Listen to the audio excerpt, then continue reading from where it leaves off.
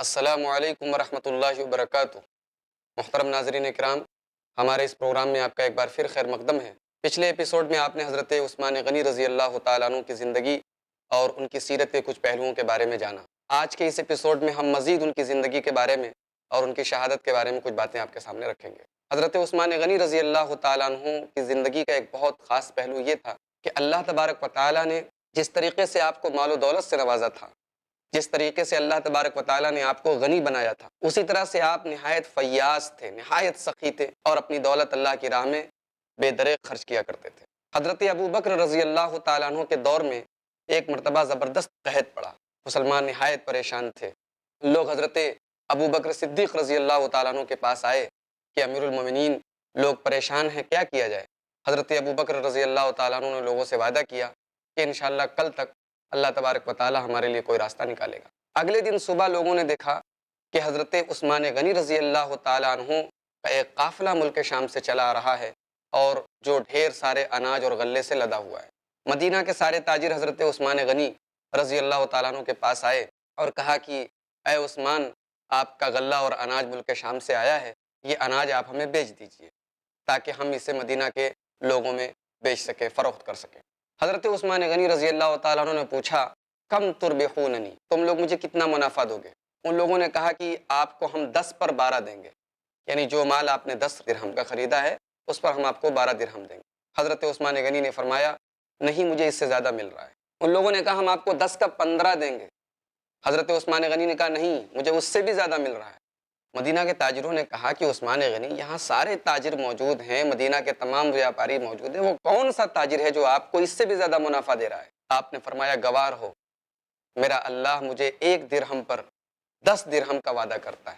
مجھے 1 پر 10 مل رہا ہے۔ جاؤ، میں تم سب کو گواہ بنا کر کہتا ہوں، میں نے یہ پورا اناج، یہ پورا جو سامان ملک شام سے آیا ہے، میں نے اسے مدینہ کے فقراء کے لیے، مدینہ کے غریبوں کے لیے تقسیم کر دیا۔ اللہ اکبر۔ محترم ناظرین کرام، آپ اندازہ لگائیے حضرت عثمان غنی کی سخاوت اور فیاضی کا کہ اللہ تبارک و تعالیٰ نے ان کو دولت دی تو ایسا نہیں کہ اس دولت کو اپنی دولت سمجھ بیٹھے، اسے اللہ تبارک و تعالیٰ کا ایک فضل اور اس کا رزق سمجھ کر حضرت عثمان غنی ہمیشہ اسے اللہ کی راہ میں خرچ کیا کرتے تھے۔ یہ تھے حضرت عثمان غنی رضی اللہ تعالیٰ عنہ۔ حضرت عثمان غنی کو قرآن کریم سے بڑی محبت تھی، بڑا لگاؤ تھا۔ دن رات حضرت عثمان غنی قرآن کریم کی تلاوت میں مصروف رہتے تھے۔ جتنا ان کو خلافت کے انتظام سے فرصت ملتی تھی، ان کا زیادہ تر وقت یا تو اللہ کے ذکر میں گزرتا تھا یا قرآن حکیم کی تلاوت سے گزرتا تھا۔ اسی لیے صحیح بخاری کی وہ مشہور روایت جس میں اللہ کے نبی صلی اللہ علیہ وسلم نے فرمایا، خیرکم من تعلم القرآن وعلمہ، تم میں سب سے بہترین شخص وہ ہے جو قرآن کو سیکھے اور سکھائے۔ آپ جانتے ہیں اس حدیث کے راوی کون ہیں؟ اس حدیث کے راوی سیدنا عثمان بن عفان رضی اللہ تعالیٰ عنہ۔ یہی حضرت عثمان غنی رضی اللہ تعالیٰ عنہ ہیں ان کو اللہ تبارک و تعالیٰ نے ایک بہت بڑا اعزاز یہ عطا فرمایا کہ ان کے ذریعے اللہ تبارک و تعالیٰ نے جمع قرآن کا اہتمام فرمایا۔ صحیح بخاری کی روایت ہے، حضرت حذیفہ ابن یمان کہتے ہیں کہ میں ایک مرتبہ حضرت عثمان غنی کے پاس آیا، لوگوں میں قرآن کریم کی قرات کو لے کر کچھ اختلاف پیدا ہونے لگا تھا۔ جیسے ہمارے ہاں اردو زبان میں الگ الگ علاقوں کے الگ الگ لب و لہجے ہیں، اسی طریقے سے عرب کے اندر عربی زبان تو تھی لیکن الگ الگ قبیلوں کی بولیاں الگ الگ تھیں، ان کے لب و لہجے الگ تھے۔ تو قرآن کریم کو لوگ اپنے اپنے لہجے کے مطابق پڑھنے لگے اور قریب تھا کہ قرآن کریم کے سلسلے میں ایک زبردست اختلاف پیدا ہو جائے۔ حضرت عثمان غنی کے پاس یہ کمپلینٹ لے کر حضرت حذیفہ ابن یمان جو اللہ کے نبی صلی اللہ علیہ وسلم کے بہت مشہور صحابی ہیں، وہ آئے اور کہا کہ اے امیر المومنین، اس امت کو سنبھال لیجئے، اس امت کے حالات کی اصلاح کیجئے، ورنہ مجھے یہ ڈر ہے کہ کہیں قرآن کریم میں اختلاف نہ شروع ہو جائے۔ حضرت عثمان غنی نے پوچھا کہ آخر ماجرا کیا ہے؟ انہوں نے پوری بات بتائی کہ ایسا ایسا معاملہ ہے اور قرآن کریم کو لے کر لوگ آپس میں اختلاف کر رہے ہیں۔ حضرت عثمان غنی رضی اللہ تعالیٰ عنہ نے صحابہ کرام کا ایک پینل بنایا اور اس پینل میں حضرت زید ابن ثابت رضی اللہ تعالیٰ عنہ، اسی طریقے سے حضرت عبداللہ ابن زبیر رضی اللہ تعالیٰ عنہ، اسی طریقے سے حضرت سعید ابن عاص رضی اللہ تعالیٰ عنہ، اور اسی طریقے سے حضرت عبد الرحمن ابن حارث بن ہشام، یہ 4 صحابہ کی کمیٹی بنائی اور قرآن کریم کا وہ نسخہ جو ام المومنین حضرت حفصہ رضی اللہ تعالیٰ عنہ کے پاس موجود تھا، اس نسخے کو منگایا اور صحابہ کرام کی اس کمیٹی سے کہا کہ اس قرآن سے، اس مصحف سے جو یہ اصل ہے، اس سے آپ ڈپلیکیٹ کاپیز تیار کیجئے، اور وہ ساری کاپیز جو آپ تیار کریں گے، اگر آپس میں کوئی بھی آپ لوگوں کے بیچ میں اختلاف ہو تو قریش کی جو لینگویج ہے، قریش کی جو بولی ہے، اس بولی کے مطابق آپ قرآن کو جمع کیجئے، اس لیے کہ اللہ کے نبی صلی اللہ علیہ وسلم کا تعلق قریش قبیلے سے تھا اور قرآن کریم بھی قریش کی زبان پر اترا ہے۔ چنانچہ ان صحابہ کرام نے آپس میں مل کر اور بیٹھ کر اس نسخے سے جو حضرت حفصہ کے پاس تھا، اس سے ان لوگوں نے کئی نسخے تیار کیے، اور پھر حضرت عثمان غنی نے ان تمام نسخوں کو اس وقت جتنے ممالک فتح ہو چکے تھے، جتنے اسلامک اسٹیٹس موجود تھے، ان سب جگہوں پر اس کو ڈسٹریبیوٹ کرا دیا، اور اس طریقے سے امت کو ٹائم پر، وقت پر ایک بہت بڑے فتنے سے بچا لیا۔ اسی لیے حضرت عثمان غنی کو جامع القرآن بھی کہا جاتا ہے کہ آپ نے قرآن کو جمع کیا۔ حالانکہ قرآن کی جو اوریجنل شکل ہے سورہ فاتحہ سے لے کے سورہ ناس تک، یہ شکل تو اللہ کے نبی صلی اللہ علیہ وسلم کے زمانے میں ہی موجود تھی، لیکن میں نے جیسا کہ بتایا کہ جو اختلاف ہونے والا تھا بولی کو لے کر، اس اختلاف کو ختم کرنے میں حضرت عثمان غنی کا بہت بڑا رول رہا ہے۔ محترم ناظرین کرام، حضرت عثمان غنی رضی اللہ تعالیٰ عنہ کے دور میں ایک خاص بات یہ نظر آتی ہے ان کی خلافت کے دور میں کہ مسلمان بہت خوشحال تھے، دولت کی انتہا تھی، دولت کی افراط تھی۔ کیوں جانتے ہیں؟ اس لیے کہ حضرت عثمان غنی کے دور میں بہت سارے ممالک فتح ہو چکے تھے۔ آرمینیا ان کے زمانے میں فتح ہوا، خراسان ان کے زمانے میں فتح ہوا، سجستان ان کے زمانے میں فتح ہوا، جزیرہ قبرص ان کے زمانے میں فتح ہوا، افریقہ کے بہت سارے ممالک ان کے زمانے میں فتح ہوئے۔ اور آپ جانتے ہیں اللہ کے نبی صلی اللہ علیہ وسلم کی جو بعض حدیثیں موجود ہیں کہ ایک زمانہ ایسا آئے گا کہ لوگوں کے پاس اتنا مال ہو جائے گا کہ ایک انسان زکوٰۃ دینے کے لیے نکلے گا، صدقہ لے کر نکلے گا، اس کا صدقہ کوئی قبول نہیں کرے گا۔ علماء نے لکھا ہے، امام حسن بصری وغیرہ سے منقول ہے کہ یہ عہد، یہ زمانہ حضرت عثمان غنی کے دور میں بھی دیکھنے کو ملا۔ حالانکہ بعض علماء کا یہ بھی خیال ہے کہ یہ دور ابھی آیا نہیں، یہ قیامت کے پہلے آئے گا، لیکن بہرحال دولت کی بے انتہا افراط حضرت عثمان غنی رضی اللہ تعالیٰ عنہ کے دور میں ہمیں اور آپ کو نظر آتی ہے۔ محترم ناظرین کرام، حضرت عثمان غنی رضی اللہ تعالیٰ عنہ کی زندگی میں ایک خاص بات ہم اور دیکھتے ہیں کہ حضرت عثمان غنی رضی اللہ تعالیٰ عنہ نے اپنے پورے دور خلافت میں جو پالیسیز اپنائی، کوئی نئی پالیسی انہوں نے نہیں اپنائی، وہی پالیسیاں اپنائی جو حضرت عمر فاروق نے اپنائی۔ اس لیے کسی کو اعتراض کا تو کوئی موقع ہی نہیں تھا، لیکن پھر بھی لوگوں نے اعتراض کیا۔ جانتے ہیں کیسا کیسا اعتراض کیا؟ اعتراض کرنے والوں نے حضرت عثمان غنی پر یہ اعتراض کیا کہ آپ نے تو اپنے رشتہ داروں کو بھر دیا، ہر جگہ کے امیر اور گورنر آپ نے اپنے رشتہ داروں کو بنا دیا، جبکہ یہ نہایت بکواس اور نہایت ہی بودھا قسم کا اعتراض تھا۔ اب کیا حضرت عمر فاروق پر کوئی الزام لگائے گا کہ انہوں نے اپنے رشتہ داروں کو عہدہ دیا تھا، اپنے رشتہ داروں کو انہوں نے گورنر بنایا تھا؟ ہاں، یہ ضرور ہے کہ حضرت عثمان غنی کے دور میں کچھ گورنر ایسے تھے جو ان کے خاندان کے تھے، لیکن سوال یہ پیدا ہوتا ہے کہ اگر خلیفہ وقت کی خاندان کے لوگ اسٹیٹس کے گورنر ہیں اور ان کے اندر وہ ایلیجیبلٹی ہے، وہ ٹیلنٹ ہے، وہ اپنے عہدے کے ساتھ انصاف کرتے ہیں، تو اس پر اعتراض کی کیا بات ہے؟ مثال کے طور پہ حضرت معاویہ ہیں، ملک شام کے گورنر ہیں، حضرت عثمان کے خاندان کے ہیں، ان کے قریبی ہیں، لیکن ان کے ٹیلنٹ پر کوئی شک نہیں کر سکتا کیونکہ ان کو گورنر تو حضرت عمر فاروق نے بنایا۔ اسی طریقے سے مدینہ کے گورنر حضرت ولید ابن عقبہ تھے،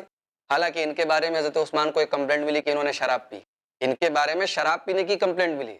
حالانکہ یہ حضرت عثمان کے سوتیلے بھائی تھے، ان کے بہت ہی قریبی رشتہ دار تھے، لیکن جیسے ہی حضرت عثمان غنی کو پتہ چلا کہ ہاں انہوں نے شراب پی ہے اور 2 گواہ بھی پائے گئے، حضرت عثمان غنی نے دیر نہیں کی اور فوراً ان کے اوپر حد لگائی۔ محترم ناظرین کرام، اس قسم کے اعتراضات حضرت عثمان غنی کے اوپر لگائے گئے۔ ان کے اوپر ایک الزام یہ لگایا گیا کہ وہ اپنے رشتہ داروں کے اوپر بہت خرچ کرتے ہیں۔ حضرت عثمان غنی کو جب باغیوں نے گھیر لیا، ان کے گھر کو گھیر لیا، تو انہوں نے اپنے گھر کی چھت سے بھی یہ بات کہی تھی اپنی صفائی میں کہ بھئی اللہ تعالیٰ نے مجھے دولت دی ہے، میں مسلمانوں کے بیت المال سے، مسلمانوں کی دولت سے، مسلمانوں کے خزانے سے 1 روپیہ بھی اگر اپنے رشتہ داروں پر خرچ کروں تو تم میرے اوپر اعتراض کرو۔ میں اپنی پرسنل انکم سے، اپنی پرسنل دولت سے، اپنی ذاتی رقم سے اگر اپنے رشتہ داروں کے ساتھ بھلائی کرتا ہوں، اپنے رشتہ داروں کو اگر عطیہ دیتا ہوں، ان کو میں پیسے دیتا ہوں، روپیے دیتا ہوں، ان کی مدد کرتا ہوں، تو واٹ از رانگ؟ اس میں غلط کیا ہے؟ تو تم اعتراض کرنے والے کون ہوتے ہو؟ آپ اندازہ لگائیے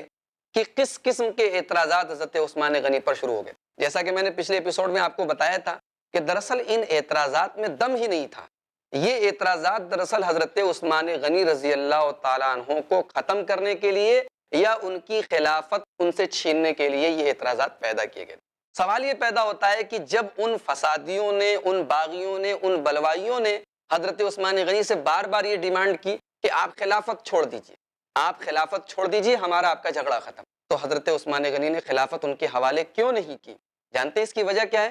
اللہ کے نبی جناب محمد رسول اللہ صلی اللہ علیہ وسلم نے حضرت عثمان غنی سے ایک وعدہ لیا تھا۔ کیا وعدہ لیا تھا؟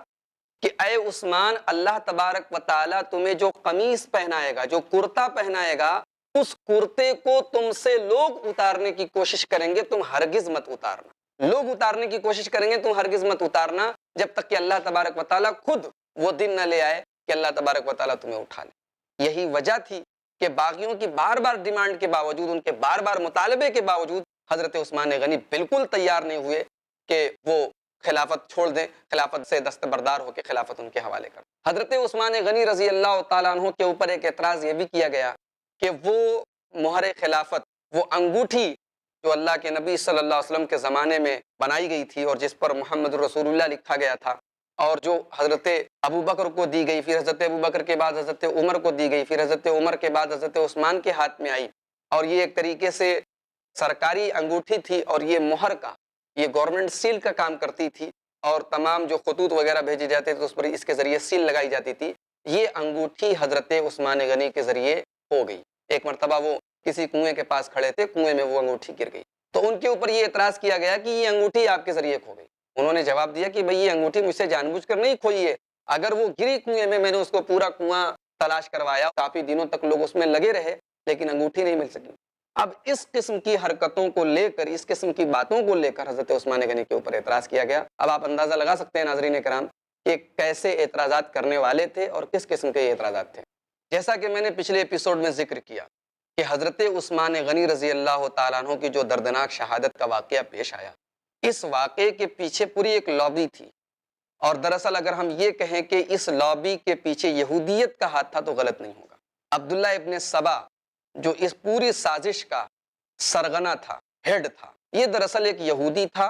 اور اس نے اسلام کا لبادہ اوڑھا، اسلام بظاہر اس نے اسلام قبول کیا، اور اس نے انڈر گراؤنڈ ایک تحریک چلائی۔ تحریک کیا چلائی کہ اللہ کے نبی صلی اللہ علیہ وسلم نے اپنے بعد حضرت علی کو اپنا وصی بنایا، اور آپ کے بعد آپ کے اہل بیت یہ خلافت کے زیادہ حقدار ہیں، اور جن لوگوں نے بھی آپ کے بعد خلافت کی انہوں نے خلافت کو غصب کیا ہے، انہوں نے ظلم کے ساتھ یہ خلافت لی۔ اس نے یہ مومنٹ چلائی، اور بہت سارے لوگ اس کی تحریک کے اثر میں آ گئے، بہت سارے لوگوں نے اس کی تحریک کو قبول بھی کیا، اور ریومرز کا انہوں نے سہارا لیا۔ اس تحریک سے جو لوگ وابستہ تھے، ان لوگوں نے ریومرز کا سہارا لیا، یہ افواہیں پھیلاتے تھے۔ کس کے خلاف؟ حضرت عثمان غنی کے خلاف اور ان کے گورنروں کے خلاف۔ الگ الگ اسٹیٹس میں یہ اپنی افواہیں اڑاتے تھے۔ مدینہ کے لوگوں کو یہ خبر ملتی تھی کہ صاحب کوفہ کے لوگ بہت پریشان ہیں، وہاں کا گورنر بہت ان کو عاجز کیے ہوئے۔ مدینہ کے لوگ اللہ کا شکر ادا کرتے تھے، چلو ہم لوگ تو خیریت سے ہیں۔ کوفہ کے لوگوں کو یہ خبر ملتی تھی کہ حجاز کے لوگ بہت پریشان ہیں، مکہ اور مدینہ کے لوگ بہت پریشان ہیں، وہاں کے جو گورنر ہیں بہت تنگ کیے ہوئے ہیں۔ اس طریقے سے جھوٹی افواہیں پھیلا کر انہوں نے حضرت عثمان غنی اور ان کے گورنروں کے خلاف ایک ہوا تیار کی، ایک فضا تیار کی۔ ایسا نہیں کہ حضرت عثمان غنی بالکل ناواقف تھے، ان کے پاس رپورٹ آ رہی تھی، ان کو معلوم ہو رہا تھا کہ اس طریقے سے ریومرز پھیلائے جا رہے ہیں۔ حج کا موقع آیا، انہوں نے اپنے گورنروں کو اکٹھا کیا اور پوچھا کہ یہ کیا معاملہ ہے، ہر طرف یہ لیٹرز بھیجے جا رہے ہیں، یہ خطوط بھیجے جا رہے ہیں، اور اس میں یہ افواہیں پھیلائی جا رہی ہیں کہ ہم اور ہمارے گورنر ظلم کر رہے ہیں۔ گورنروں نے لا علمی کا اظہار کیا، اس میں بعض گورنروں نے یہ کہا کہ اگر آپ کو یہ خطرہ لگتا ہے، جیسے ان سازش کرنے والوں نے ایک اپنے ارادے کا اظہار یہ بھی کیا تھا کہ حضرت عثمان غنی کو ہٹایا جائے، ان کو قتل کیا جائے، تو حضرت معاویہ رضی اللہ تعالیٰ عنہ نے اور کچھ دیگر گورنروں نے یہ کہا کہ آپ مدینہ چھوڑ دیں، آپ کہیں اور چلے جائیں اپنی سیفٹی کے لیے، اپنی سیکیورٹی کے لیے۔ لیکن قربان جائیے حضرت عثمان غنی کے اوپر کہ اللہ کے رسول صلی اللہ علیہ وسلم سے جیسی محبت تھی، آپ کے انتقال کے بعد آپ کے شہر سے اتنی ہی محبت تھی۔ کہنے لگے کہ میں اللہ کے رسول کا قرب چھوڑ کر، آپ کا شہر چھوڑ کر، میں مدینۃ الرسول چھوڑ کر کہیں جانے والا نہیں۔ محترم ناظرین کرام، حضرت عثمان غنی کو ایک مطالبہ یہ بھی کیا گیا کہ آپ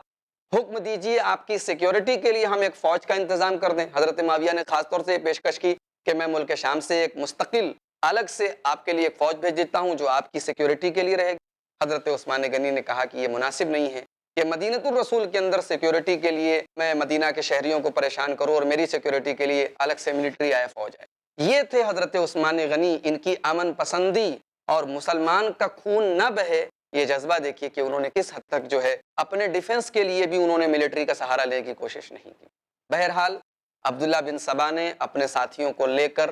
کئی ہزار کی تعداد میں الگ الگ صوبوں سے، الگ الگ اسٹیٹ سے ان لوگوں نے مدینہ کے اوپر دھاوا بولا، اور خاص طور سے قصر خلافت کو، حضرت عثمان غنی کے گھر کے ان لوگوں نے محاصرہ کر لیا، گھیر لیا، اور تاریخ کی روایات کے مطابق تقریباً 40 دن تک انہوں نے حضرت عثمان غنی رضی اللہ تعالیٰ عنہ کے گھر کو گھیرے رکھا۔ اس دوران باہر سے کوئی اناج نہیں جا سکتا، باہر سے کوئی پانی نہیں جا سکتا۔ ام المومنین حضرت ام حبیبہ رضی اللہ تعالیٰ عنہ پانی لے کر جانے والی تھیں، تو ان لوگوں نے پانی بھی وہاں لے جانے نہیں دیا، بلکہ اللہ کے نبی صلی اللہ علیہ وسلم کی بیوی کا بھی کوئی لحاظ نہیں کیا، کوئی احترام نہیں کیا اور ان کو بھی تکلیف پہنچائی۔ 40 دن تک اللہ کا یہ بندہ، نبی کریم صلی اللہ علیہ وسلم کا یہ چہیتا صحابی، مسلمانوں کا تیسرا خلیفہ، نبی کا داماد، اپنے گھر میں قید رہا۔ لیکن جانتے ہیں اس دوران حضرت عثمان کی مصروفیت کیا تھی؟ اللہ کا ذکر کرنا، قرآن کریم کی تلاوت کرنا۔ بعض اوقات وہ اپنے گھر کی چھت پر چڑھے، باغیوں سے پوچھا کہ آخر تم کیوں میرے قتل کے در پہ ہو، کیا چاہتے ہو؟ میں ہی وہ شخص ہوں، مدینہ میں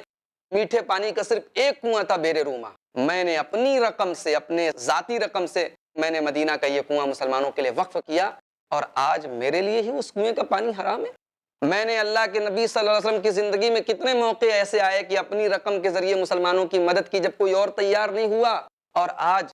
تم میرے قتل کے در پہ ہو۔ باغیوں کے پاس آپ کے سوالات کا کوئی جواب نہیں تھا، ان کی ایک ہی ڈیمانڈ تھی، آپ خلافت سے دستبردار ہو جائیے یا پھر ہم آپ کو قتل کر دیں گے۔ انہوں نے کہا کہ میں خلافت تو تمہارے حوالے کرنے سے رہا، کیونکہ میرے نبی نے مجھ سے وعدہ لیا تھا کہ اللہ تبارک و تعالیٰ خلافت کی یہ قمیص تم کو جو دے گا تم اسے مت اتارنا۔ محترم ناظرین کرام، یہ خلیفہ مظلوم، اللہ کے نبی کا یہ پیارا اور چہیتا صحابی ایک مظلوم کی حیثیت سے اپنے گھر میں بیٹھا ہوا ہے۔ صحابہ کرام نے مدد کرنے کی کوشش کی، انہوں نے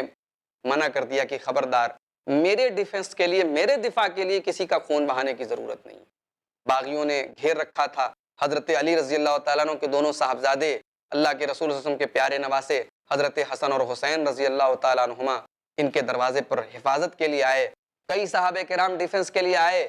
باغیوں کی یہ ہمت تو نہیں پڑ سکی کہ مین گیٹ سے حضرت عثمان غنی کے گھر میں داخل ہوں، وہ بغل کے پڑوس کے بازو کے مکانات سے، بازو کے چھت سے حضرت عثمان غنی کے گھر میں داخل ہوئے، اور تقریباً 40 دنوں کے محاصرے کے بعد ان لوگوں نے بڑی بے دردی کے ساتھ حضرت عثمان غنی رضی اللہ تعالیٰ عنہ کو قرآن کریم کی تلاوت کرتے ہوئے، اس حال میں کہ قرآن کریم کی تلاوت کر رہے تھے، ان کو شہید کر ڈالا، اور ان کے خون کے چھینٹے قرآن کریم کے اوپر پڑے۔ جب ان کو شہید کیا گیا تو وہ قرآن کریم کی سورہ بقرہ کی یہ آیت پڑھ رہے تھے، فَسَيَكْفِيكَهُمُ اللَّهُ وَهُوَ السَّمِيعُ الْعَلِيمُ، اللہ ان کے لیے کافی ہے، اللہ سب کچھ سننے والا اور جاننے والا ہے۔ محترم ناظرین کرام، آپ ذرا سا غور کیجئے اس مظلوم خلیفہ کی کتنی دردناک طریقے سے اور کتنے مظلومانہ طریقے سے شہادت ہوئی۔ آج اس شہادت کو امت کا ایک بہت بڑا طبقہ فراموش کیے ہوئے ہیں۔ ہمیں تاریخ کی بہت ساری شہادتیں اور بہت سارے دردناک واقعات یاد ہیں، لیکن اللہ کے نبی صلی اللہ علیہ وسلم کے اتنے چہیتے صحابی کی شہادت، اور وہ بھی مظلومانہ شہادت،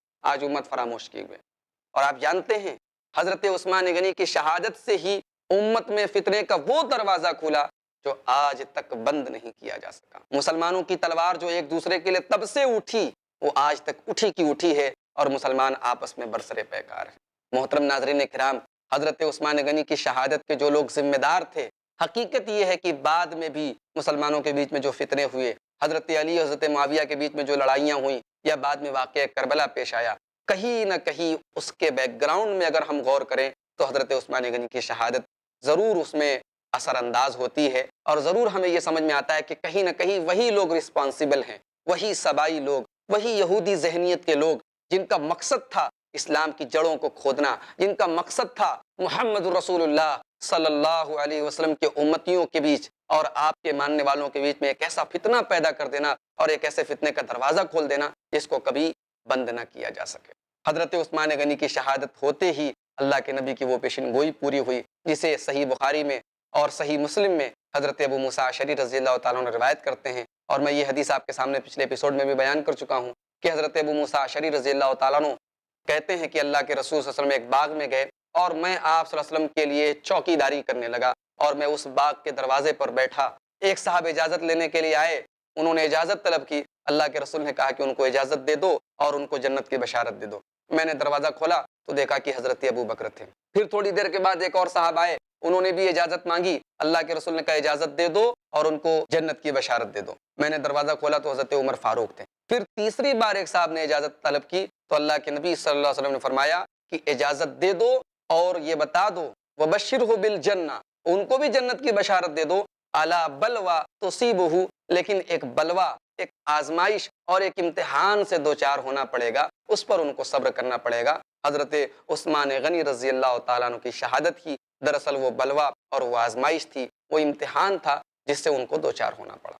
محترم ناظرین کرام، حضرت عثمان غنی رضی اللہ تعالیٰ عنہ کی شہادت کے موقع پر ایک واقعہ، ایک تلخ سوال یہ پیدا ہوتا ہے کہ اس وقت مدینہ کے صحابہ کرام کیا کر رہے تھے۔ حقیقت یہ ہے کہ اس وقت مدینہ کی ایک بڑی آبادی، چونکہ وہ موسم حج تھا، ذی الحجہ کا مہینہ تھا اور بالکل حج ابھی ہوا تھا، تو زیادہ تر لوگ حج پر گئے ہوئے۔ خود حضرت عائشہ رضی اللہ تعالیٰ عنہ حج پر گئی ہوئی۔ مدینے میں جو صحابہ کرام موجود تھے، بلوائیوں نے اس طریقے سے پورے مدینے کو اپنے کنٹرول میں لے رکھا تھا کہ صحابہ کرام کی اکثریت نے اپنے آپ کو گھروں میں قید کر رکھا تھا۔ باہر نکل کے وہ ان بلوائیوں اور ان باغیوں کے سامنے آنا بھی پسند نہیں کرتے تھے، کیونکہ وہ اتنے شریر تھے کہ وہ کسی کو بھی نہیں بخش سکتے تھے۔ لیکن کسی کو یہ اندازہ نہیں تھا کہ وہ اتنا بڑا قدم اٹھائیں گے کہ خلیفہ وقت کو شہید کر دیں گے۔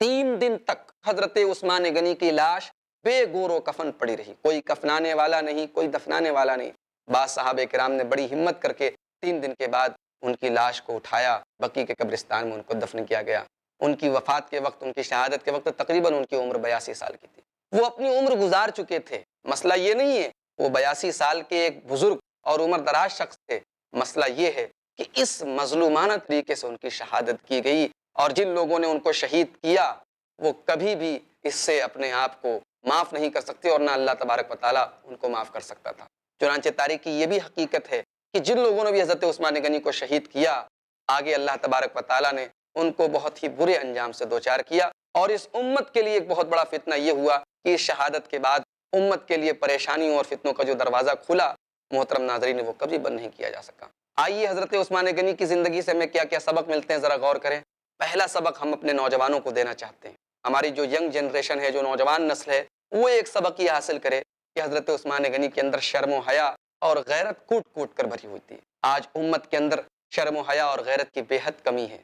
حضرت عثمان غنی کی زندگی سے دوسرا سبق ہمیں یہ ملتا ہے کہ قرآن کریم سے ایک لگاؤ اور محبت ہم پیدا کریں، قرآن کریم کو پڑھیں، پڑھائیں، اس سے ایک خاص تعلق پیدا کریں۔ حضرت عثمان غنی کی زندگی سے ایک تیسرا سبق یہ ملتا ہے کہ دولت کمانا کوئی خراب کام نہیں ہے، امیر ہونا کوئی غلط چیز نہیں ہے، لیکن اپنی دولت کا صحیح یوز کریں، اپنی دولت کو اللہ تبارک و تعالیٰ کی راہ میں ہم خرچ کریں اور اللہ تبارک و تعالیٰ کو راضی کرنے کی کوشش کریں۔ اور چوتھا سبق یہ ملا کہ جہاں تک ممکن ہو اپنی ذات سے دوسرے مسلمانوں کو تکلیف نہ پہنچائے۔ یہ تھے حضرت عثمان غنی، اللہ تعالیٰ ان سے راضی ہو، یہ اللہ تعالیٰ سے راضی ہوں۔ انشاءاللہ آئندہ ایپیسوڈ میں ہم چوتھے خلیفہ اور اللہ کے نبی کے پیارے داماد حضرت علی رضی اللہ تعالیٰ عنہ کی زندگی اور ان کی سیرت کے بارے میں کچھ باتیں جانیں گے۔ آئیے ہم اللہ تعالیٰ سے دعا کریں، اللہ تبارک و تعالیٰ ہم سب کو ان مقدس صحابہ کرام کے نقش قدم پر چلنے کی توفیق عطا فرمائے۔ اسی کے ساتھ ہم آپ سے اجازت لیتے ہیں، انشاءاللہ آئندہ ایپیسوڈ میں پھر ملاقات ہوگی، تب تک کے لیے ہمیں اجازت دیجیے۔ السلام علیکم ورحمۃ اللہ وبرکاتہ۔